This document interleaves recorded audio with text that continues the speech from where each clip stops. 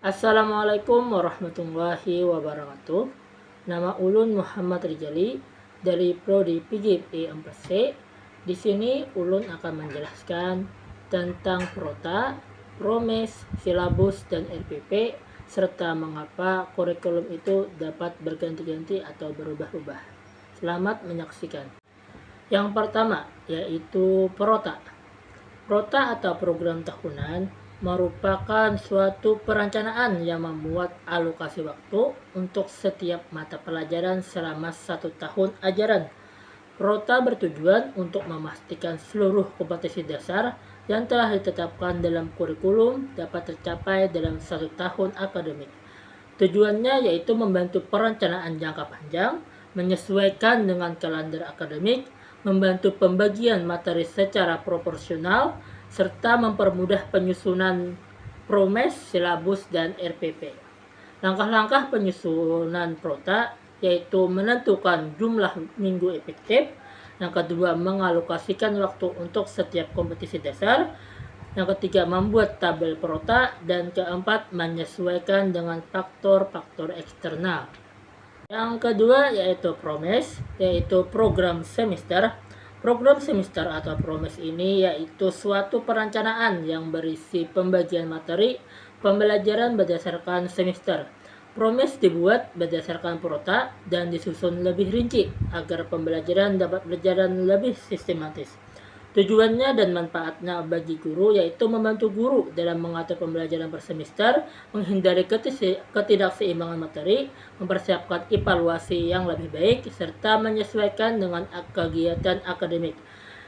Langkah-langkah penyusunan Promes yaitu mengacu pada Prota, menghitung minggu efektif dalam 1 semester, membagi KD dan materi sesuai alokasi waktu.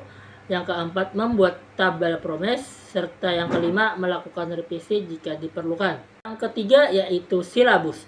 Silabus adalah suatu perencanaan pembelajaran yang mencakup standar kompetensi, kompetensi dasar, indikator pencapaian, materi pembelajaran, strategi pembelajaran, penilaian, alokasi waktu, dan sumber belajar.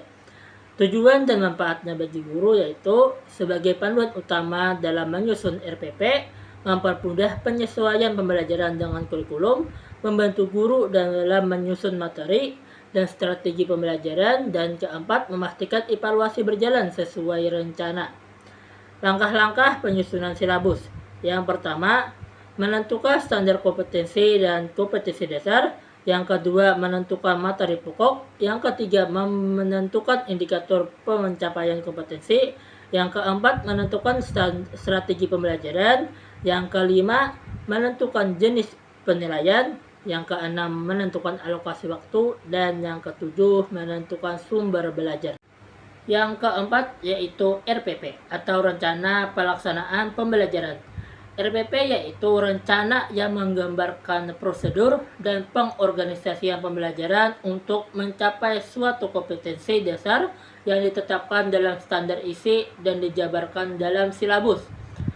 Rencana Pelaksanaan Pendidikan atau RPP pada hakikatnya merupakan perencanaan jangka pendek untuk memperkirakan atau memproyeksikan apa yang akan dilakukan dalam pembelajaran. Tujuan dan manfaat bagi guru yaitu membantu guru dalam mengajar secara sistematis, meningkatkan efektivitas dan efisiensi pembelajaran. Yang ketiga yaitu membantu evaluasi pembelajaran, dan keempat, menyesuaikan dengan kebutuhan siswa. Langkah-langkah penyusunan RPP. Yang pertama, menuliskan identitas mata pelajaran seperti nama sekolah, kelas atau semester, alokasi waktu, mata pelajaran dan materi pokok. Yang kedua, menentukan standar kompetensi dan kompetensi dasar.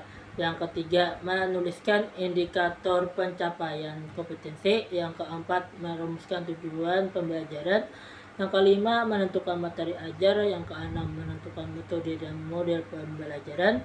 Yang ketujuh, membagi kegiatan pembelajaran seperti adanya pendahuluan, kegiatan inti, dan penutup.